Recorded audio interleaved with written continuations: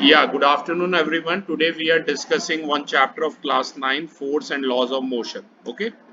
In this chapter, my dear students, we will study about force, whose definition says a push or pull is called force, right? अगर आप कहीं भी कई बार door भी खोलते हैं उस पर लिखा होता है पुश या पुल, अगर आपने ध्यान दिया हो तो अगर आपको डोर ओपन करना है you have to apply force on it, right? तो पुश और पुल इज कॉल्ड फोर्स, जैसा कि आप सामने भी पिक में देख सकते हैं पहले पेज पर ही।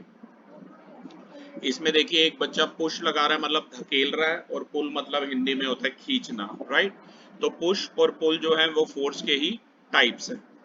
फोर्सेस जो हैं ये हमारे डेली के एक्शन में काम आती हैं, जैसे कि pushing, pulling, lifting, stretching, twisting, pressing, ठीक है, इन सब में।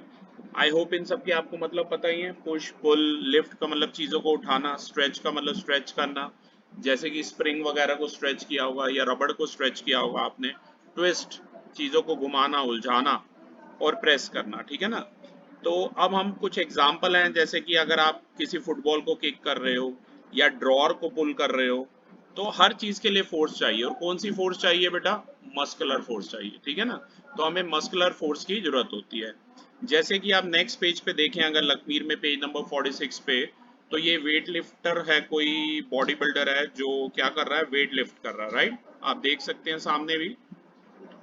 तो ऑब्वियसली इसके लिए बहुत ज़्यादा मस्कुलर एनर्जी चाहिए, ठीक है? इतना वेट लगा के खींचना है, इसके लिए ईयर्स ऑफ ये ट्रेनिंग करते हैं ये लोग जिम में। ओके। इफेक्ट्स ऑफ फोर्सेस मैं आपको बोलूंगा, और आप चाहें तो आप भी अपने एक एक एग्जांपल दे सकते हैं। फोर्स को हम देख नहीं सकते, लेकिन फोर्स को हम जज कर सकते हैं इसके इफेक्ट्स के द्वारा। आपको पता ही है कि फोर्स अगर हम लगाएंगे तो चीज़ें अपनी पोजीशन चेंज करती हैं, डिस्प्लेस होती हैं एक जगह से दूसरी जगह पर। फोर्स क्या काम कर सकती है? It can move a stationary body, एक स्थिर बॉडी को मूव करवा सकती है। हाँ, इसका कुछ एग्जाम्पल देता हूँ। जैसे कि अगर फुटबॉल मान लीजिए रेस्ट पर है, आपने उसको किक किया, फोर्स लगाया, तो उसकी पोजीशन चेंज हो जाएगी। Force can stop a moving body, कि मान लो Shoaib Akhtar is bowling to me, वो लगभग अपने टाइम में, पीक टाइम में ही bowled at 155 kilometre per hour, and Sachin Tendulkar played the ball and he defended the ball, stop कर लिया वहीं पर।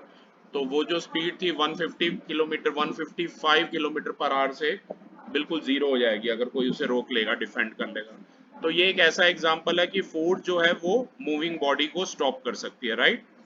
Force can change the speed of a moving body. मान लीजिए हम फुटबॉल खेल रहे हैं, मैंने आपको बॉल पास की, और आपने और बहुत तेज स्पीड के साथ उसको किक कर दिया, तो स्पीड बॉल की चेंज हो जाएगी या नहीं?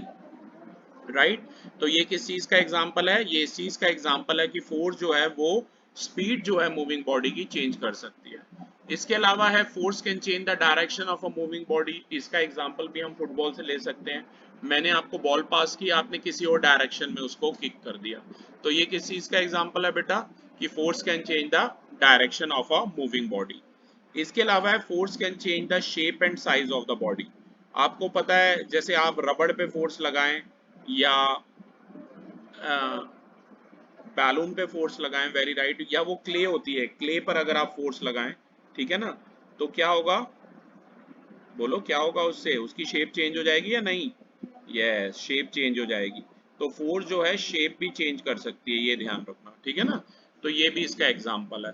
तो यही सब यहाँ पर बुक में बेटा डिटेल में इन्होंने हो सकता है अपने एग्जाम्पल दिए हों, पर यही मेन 5 जो फैक्टर हैं जो मैंने आपको बताए, मैं एक बार फिर से बता देता हूँ कि फोर्स जो है एक स्टेशनरी बॉडी को मूव करा सकती है, it can stop a moving body, and it can change the speed of the body, and it can change the direction of a moving body. ये सब आपको ध्यान में रखना है, ठीक है? तो फोर्स जो है ये काम आपके कर सकती है। I hope this much is clear to everyone. ये चीज क्लियर है सभी को? ठीक है। तो ये जो है इन्हें अफेक्ट्स ऑफ फोर्सेस भी कहा जाता है, ध्यान रखना, ठीक है? तो अगर आप ध्यान से देखें तो बेटा ये जो पेज नंबर 46 है और जो पेज नंबर 47 है, इस पर बस ये एग्जाम्पल ही दे रखे हैं, ठीक है ना? जैसे देखिए एक बच्चे का एग्जाम्पल दिया है जो टेनिस बॉल को किसी और डायरेक्शन में हिट कर रहा है, तो ये डायरेक्शन चेंज कर सकता है। स्प्रिंग का एग्जाम्पल दिया हुआ है, स्प्रिंग को आप स्ट्रेच कर रहे हैं, तो इससे आप स्प्रिंग की शेप चेंज कर सकते हैं, ठीक है ना? तो force can change the shape and size of the body. तो लास्ट में मैं यही कहूंगा कि फोर्स एक ऐसा इन्फ्लुएंस है, एक ऐसा प्रभाव है जिसकी वजह से कोई भी स्टेशनरी बॉडी यानी कि स्थिर बॉडी वो मोशन में आ सकती है और कोई भी जो मूविंग बॉडी है वो रेस्ट पर आ सकती है, राइट।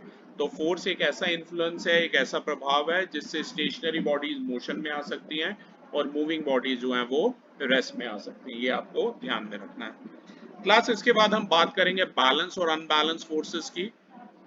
ये नेक्स्ट पेज पर बॉटम में दिया हुआ आप देख सकते हैं, ठीक है।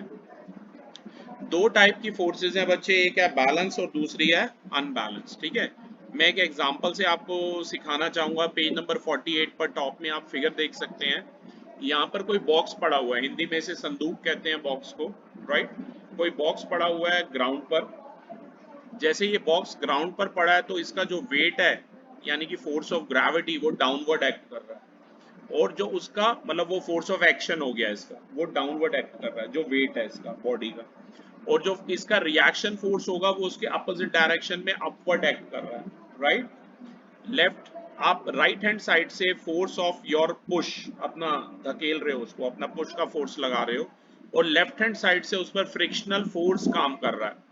अगर आपको इस बॉक्स को मूव कराना है तो आपका जो फोर्स है, आपके पुश का जो फोर्स है वो ग्रेटर होना चाहिए। किससे ग्रेटर होना चाहिए? फ्रिक्शनल फोर्स से। अगर आपका फोर्स, आपके द्वारा अप्लाई किया गया फोर्स ग्रेटर होगा फ्रिक्शनल फोर्स से, तो ये बॉडी डिस्प्लेस कर जाएगी, अपनी जगह से मूव कर जाएगी। और अगर नहीं होगा तो बॉडी स्टेशनरी रहेगी, स्थिर रहेगी। तो अगर ये एक हैवी बॉक्स है तो आप मूव नहीं करा पाओगे अकेले, ठीक है ना, दो तीन लोगों को मिलकर इस पे फोर्स लगाना पड़ेगा। तो जिस केस में ये बॉक्स मूव नहीं कर पाएगा बेटा, वो कौन सा केस हो जाएगा? वो हो जाएगी बैलेंस फोर्स। और अगर आपका लगाया गया फोर्स जो है greater than that of frictional force, तो वो कौन सा फोर्स होगा? अनबैलेंस फोर्स होगा। तो याद रखना, अनबैलेंस फोर्सेस में तो बॉक्स मूव कर जाएगा, लेकिन बैलेंस फोर्स में बॉक्स मूव नहीं कर पाएगा, ठीक है ना। तो ये ध्यान रखना। अब मैं डेफिनेशन पढ़ देता हूं आपके लिए। If the resultant of all the forces acting on a body is zero, अगर सारी फोर्सेस अगर किसी बॉडी पे एक्ट कर रही हैं और रिजल्टेंट जीरो है, सारी फोर्सेस कौन कौन सी? फोर्स ऑफ ग्रेविटी जो डाउनवर्ड थी, फोर्स ऑफ रिएक्शन जो अपवर्ड था, फोर्स ऑफ योर पुश जो राइट साइड से लगा रहे थे, और फोर्स ऑफ फ्रिक्शन जो आप लेफ्ट साइड से लगा रहे थे। अब ये बैलेंस कैसे हो रही है? देखो, फोर्स ऑफ ग्रेविटी यानी कि जो वेट है बॉक्स का, वो फोर्स ऑफ रिएक्शन को बैलेंस कर रहा है, और जो आपके पुश का फोर्स है वो फ्रिक्शनल फोर्स को बैलेंस कर रहा है। तो अगर ये चारों आपस में एक दूसरे को बैलेंस करेंगे और नेट फोर्स क्या होगा? जीरो होगा। तो उस केस में क्या होगा? ये बैलेंस फोर्स कहेंगे हम इसे, ठीक है। A body under the action of balance force doesn't change its position of rest, तो वो रेस्ट की रेस्ट में ही रहती है, ध्यान रखना। और उस पर कोई भी फोर्स एक्ट नहीं कर रहा होता। ये चारों फोर्सेस जो मैंने बताए और एग्जांपल से आपको समझाया, तो ये बैलेंस फोर्स समझने के लिए काफी है, ठीक है ना। जैसे अगर बैलेंस फोर्स, आप जैसे टग ऑफ वॉर का केस देखिए, नीचे फिगर नंबर 7 को देखिए।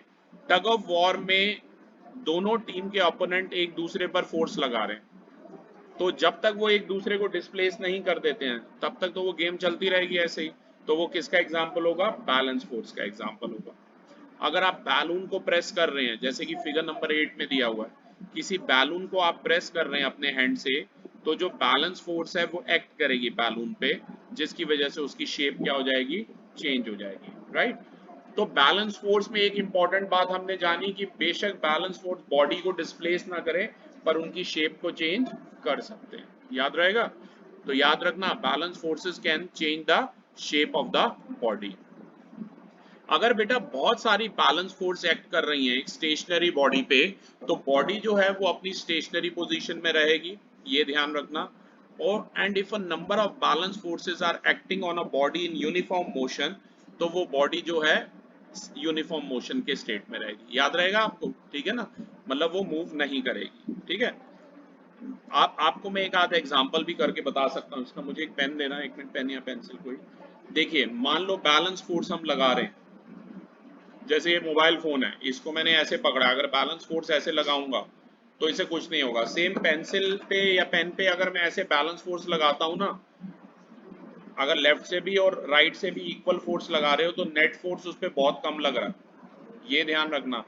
तो इसको आप तोड़ नहीं पाओगे अगर ऐसे दोनों तरफ से सेम फोर्स लगा रहे हो, मेरा कहने का मतलब। आप इवन एक एग ले लो, एग ले लो और एग को बिल्कुल ऐसे पकड़ो और लेफ्ट और राइट हैंड से प्रॉपर फोर्स लगा के देखो ऐसे, तो फिर वो क्या होगा, बैलेंस फोर्स लगेगा, राइट। लेफ्ट और राइट से एग बीच में पकड़ो, लेफ्ट और राइट से फोर्स लगाओ, तो फिर वो एग ब्रेक नहीं होगा। आप बेशक करके देख लेना, पर एक ध्यान रखना कि एग की पोजीशन एग्जैक्टली बीच में हो आप, ऐसे अगर ऊपर नीचे कर दोगे तो अंडा टूट जाएगा आपके हाथ में, ये ध्यान रखना, ठीक है। तो बड़े ध्यान से करना ये एक्टिविटी, क्योंकि अंडे भी सस्ते नहीं है आजकल भाई, ठीक है।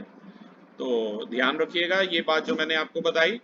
तो हमने ये देखा कि बैलेंस फोर्स जो है वो मोशन तो प्रोड्यूस नहीं कर रही, लेकिन या मतलब रोक नहीं रही है किसी मूविंग बॉडी को, लेकिन वो शेप जरूर चेंज कर सकती है। ये बात आपको ध्यान में रखनी है कि बैलेंस फोर्सेस जो हैं शेप चेंज कर सकती है।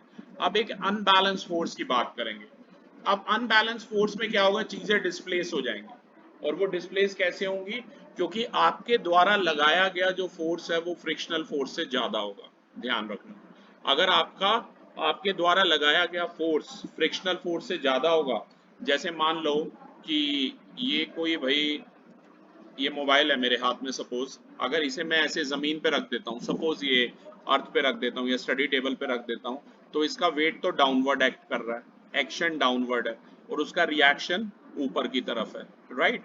अब यहाँ से मैं इस पर फोर्स लगा रहा हूँ, मान लो ये अर्थ पे पड़ा है, यहाँ से मैं इस पे फोर्स लगा रहा हूँ, और अपोजिट डायरेक्शन से इस पर रिएक्शन का फोर्स लग रहा है, सॉरी अपना फ्रिक्शनल फोर्स लग रहा है, ठीक है ना।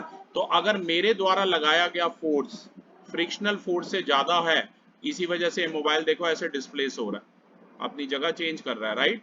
तो ये ध्यान रखना। तो अनबैलेंस फोर्स में बेटा क्या होता है कि फोर्स ऑफ आर पुश, जैसे यहाँ पर कोई कार है, टॉय कार है, उसका वेट, उसका फोर्स ऑफ ग्रेविटी डाउनवर्ड है, उसका फोर्स ऑफ रिएक्शन ऊपर है, और फोर्स टॉय कार पे, छोटे बच्चों वाली जो कार होती है जिससे वो खेलते हैं, उस पे आप फोर्स लगा रहे हो और फ्रिक्शनल फोर्स अपोजिट डायरेक्शन में, तो ऑब्वियसली आपका जो फोर्स है वो टॉय कार से ज्यादा लगाओगे ना, आपका पुश का फोर्स, तभी तो टॉय कार डिस्प्लेस हो पाएगी।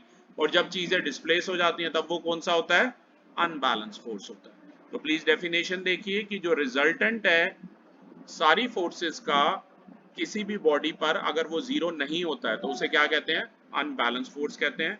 अनबैलेंस फोर्स जो है वो किसी स्टेशनरी बॉडी को मूव भी करा सकता है या किसी मूविंग बॉडी को रोक भी सकता है। इसमें एक्शन और रिएक्शन, फोर्स ऑफ ग्रेविटी और फोर्स ऑफ रिएक्शन तो एक दूसरे को बैलेंस कर लेते हैं, पर इस केस में जो फोर्स होता है पुश का वो ग्रेटर होता है, किससे, फ्रिक्शनल फोर्स से ग्रेटर होता है, याद रखना, ठीक है। तो अगर आपको किसी स्टेशनरी बॉडी को बेटा मूव करवाना है तो आपको उसे पुश करना पड़ेगा एक ग्रेटर फोर्स के साथ, ताकि वो जो फोर्स है आपका फ्रिक्शनल फोर्स से ज्यादा हो जाए, राइट। अगर आप किसी सूटकेस आपके हाथ में है, उसे आप अपने हैंड से रिलीज कर देते हैं, तो भी जो अनबैलेंस फोर्स है ग्रेविटी का उस पर एक्ट करता है, राइट, और सूटकेस फॉल कर जाता है ग्राउंड पे। जैसे कि देखिए कि टग ऑफ वॉर के केस में अगर कोई टीम, अच्छा अब देखो इस केस में एक टीम ने सडनली अपना फोर्स हटा लिया, तो क्या होगा, दूसरी टीम के सारे ओपोनेंट गिर जाएंगे, राइट। तो ये कैसा फोर्स हो जाएगा, अनबैलेंस फोर्स हो जाएगा, राइट। तो अनबैलेंस फोर्स एक्ट करेगा। ध्यान रखना, अगर कोई अनबैलेंस फोर्स ऑफ फ्रिक्शन ना होता या एयर का रेजिस्टेंस ना होता, तो आप एक ही बार बाइसिकल को पेडल करते और बाइसिकल लगातार चलती रहती, याद रखना, ठीक है। तो ये बात ध्यान रखिए। Coming on page number 50 my dear students, page number 50 पे आ जाइए। अगर आप अनबैलेंस फोर्स एक्ट कर रही है बॉडी पर, तभी बॉडी में मोशन हो पा रहा है, तभी चीजें डिस्प्लेस हो पा रही हैं, राइट। तो अनबैलेंस फोर्स जो है वो स्टॉप कर सकती है मूविंग बॉडी को भी और स्टेशनरी बॉडी को भी मूव करा सकती है। अगर कोई अनबैलेंस फोर्स फ्रिक्शनल का ना हो, फ्रिक्शन का यानी कि एयर का कोई रेजिस्टेंस ना हो, तो जो मूविंग बाइसिकल है वो हमेशा एक ही बार पेडल मारो और चलती रहेगी। ऐसा कब होता है, जब आप किसी फ्लाईओवर से नीचे उतर रहे हो, स्लोप पर जब आप मूव कर रहे हो, ठीक है ना, किसी एंगल पर आप मूव कर रहे हो, तो आप उस समय पेडल ना भी करो, बाइसिकल अपने आप नीचे आती है। तो क्लास याद रखना कि जो अनबैलेंस फोर्स है वो मोशन को अपोज करती है हर समय। तो आपको ये भी बात याद रखनी है कि जब हम फोर्स की बात करते हैं तो हम अधिकतर अनबैलेंस फोर्स की ही बात करा रहे होते हैं, राइट। अब बात करेंगे क्लास न्यूटन के लॉज की। न्यूटन के लॉज मैं आपको बड़े अच्छे से बताना चाहता हूँ। मैं जरा यहाँ पर ध्यान रखिए, न्यूटन ने 3 लॉ दिए थे, एक बार मैं तीनों आपको बता देता हूँ। न्यूटन का फर्स्ट लॉ बेटा ये कहता है कि if the object is at rest then it will remain at rest, if the object is in motion then it will remain in motion until or unless some external forces applied on it।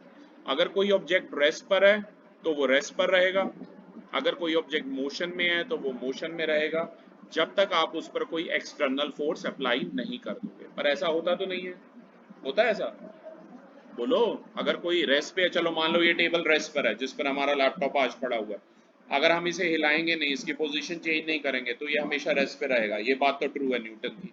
पर अगर suppose जैसे मैंने बताया ना कि अगर मैं if I stop pedalling a bicycle तो वो थोड़े समय बाद रेस्ट पे आ जाती है, लेकिन न्यूटन तो कह रहा है कि अगर कोई चीज मोशन में है तो वो मोशन में ही रहनी चाहिए। अगर ऐसा होता तो फिर कितने एक्सीडेंट होते सोचो, कि नहीं? न्यूटन बिल्कुल सही है। जब भी वो हम एयर में एक्सपेरिमेंट कर रहे हैं तो एयर का फोर्स एक्ट कर रहा है बॉडी के ऊपर, जो उसको रोक रहा है लगातार। आ रही है बात समझ? एयर का फोर्स उस पर एक्ट कर रहा है और वही उसको रोक रहा है, ये ध्यान रखना। इस वजह से अगर सेम एक्सपेरिमेंट आप वैक्यूम में करो, वैक्यूम क्या होता है? एक ऐसा कंटेनर जिसमें एयर प्रेजेंट ना हो। जैसे वैक्यूम क्लीनर से हम क्या करते हैं, सारी एयर रिमूव कर लेते हैं। अगर समहाउ ऐसा कर लें और वैक्यूम में अगर हम एक्सपेरिमेंट करें तो वो चीज चलती ही रहेगी। तो न्यूटन बिल्कुल सही है कि if the object is at rest it will remain at rest, if the object is in motion it will remain in motion until or unless some external force is applied on it। ठीक है, ये पहला law है। Newton ने जो दूसरा law दिया था वो F is equal to M में था, वो अभी उसके बारे में भी बात करूंगा मैं आपको बता देता हूँ। न्यूटन ने बोला था कि जो फोर्स है बेटा वो डायरेक्टली प्रोपोर्शनल है किसके? Rate of change of momentum से। किसके? Rate of change of momentum के। तो इसकी एक डेरिवेशन है, वो मैं अभी आपको बोर्ड पर कराऊंगा। ठीक है, बस अभी आप इतना याद रखना कि न्यूटन ने जो सेकंड लॉ दिया था वो किस बारे में था? वो F is equal to M में था, मास इनटू एक्सेलरेशन इस फॉर्मूले के बारे में था। और वो प्रूफ कैसे करना है वो हम एक डेरिवेशन की हेल्प से करेंगे। और न्यूटन का थर्ड लॉ तो आपने सुना ही होगा, to every action there is equal and opposite reaction. I repeat, to every action there is equal and opposite reaction. अगर आप कहीं पर फोर्स लगा रहे हैं, मैंने वॉल को पंच कर रहा हूं, मान लो किसी फोर्स के साथ पंच कर रहा हूं, तो वॉल भी मुझे सेम फोर्स के साथ पंच करती है, तभी तो मेरे हैंड में दर्द होता है, right? If you will punch a wall, आप चाहो तो स्केटबोर्ड लेके वॉल को डिस्प्लेस करने की कोशिश करो, जितना जोर से आप फोर्स लगाओगे उतना जोर से स्केटबोर्ड पीछे आएगा, राइट? तो जितना ज्यादा फोर्स लगाओगे उतना ज्यादा वो आपको डिस्प्लेस करेगा। तो ये सबसे बेस्ट एग्जांपल है किसे समझने के लिए? न्यूटन के थर्ड लॉ को समझने के लिए। Clear? To every action there is equal and opposite reaction. तो न्यूटन का लॉ ऐसे याद रखना। अब याद रखो इनर्शिया। इनर्शिया एक ऐसी प्रॉपर्टी है बेटा बॉडी की जिसकी वजह से कोई भी चीज रेजिस्ट करती है its state of rest or motion। I repeat, inertia is that property of a body due to which it resists its state of rest or motion। inertia ऐसी प्रॉपर्टी है बेटा बॉडी की जिसकी वजह से कोई भी बॉडी अगर रेस्ट में है तो वो रेस्ट में रहना चाहती है, और अगर मोशन में है तो मोशन में रहना चाहती है। And inertia is directly proportional to mass होता है, ये भी आप ध्यान रखना। ठीक है, जितना ज्यादा मास होगा उतना ज्यादा इनर्शिया होगा। मतलब मेरा कहने का मतलब है mass is a measure of inertia of the body, number one. और नंबर टू ये बात भी मैं आपसे कहना चाहूंगा कि कोई हैवी ऑब्जेक्ट है तो उसका इनर्शिया जो है लाइट ऑब्जेक्ट से जो है वो ज्यादा होगा। ठीक है, इसके कुछ मैं एग्जांपल आपको इनर्शिया के बताता हूँ। ठीक है ना, कि बॉडी जो है रेस्ट में है तो रेस्ट में रहना चाहती है, और मोशन में है मोशन में रहना चाहती है। और इनर्शिया न्यूटन के कौन से लॉ से जुड़ा पड़ा है? फर्स्ट लॉ से, ये भी ध्यान रखना आप, राइट? अब बात करते हैं, जैसे कि मान लो अगर आप मेरे साथ बाइक पे बैठे, राइट, और मैंने एकदम से बाइक को स्टार्ट किया, एक्सेलरेट किया बाइक को, तो you will tend to fall backward, आप पीछे की तरफ गिरोगे। और अगर हम दोनों बाइक पे चल रहे हैं और मैंने एकदम ब्रेक लगा दी आगे की, तो क्या होगा? You will tend to fall in front. ऐसा ही होता है। ठीक है, अब ऐसा क्यों होता है?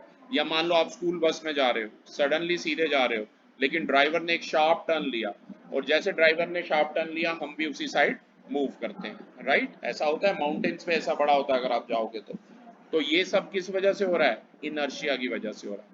अब वन बाय वन मैं आपको एक्सप्लेन करता हूँ। सबसे पहले केस को कंसिडर करिए जिसमें आप मेरे साथ बाइक पे बैठे हो, बाइक और आप दोनों रेस्ट पर हैं हम, लेकिन सडनली मैंने बाइक को एक्सेलरेट किया, तो बाइक की जो पोजीशन थी वो रेस्ट से मोशन में आ गई। बाइक कैसे आ गई, रेस्ट से मोशन में आ गई। लेकिन हमारी बॉडी रेस्ट से एकदम मोशन में नहीं आना चाहिएगी, क्योंकि इनर्शिया की वजह से बॉडी रेस्ट पे है तो रेस्ट पे रहना चाहेगी, समझ रहे हो। तो बाइक तो आगे गई और we will tend to fall backward, तभी हम पीछे जाएंगे, राइट।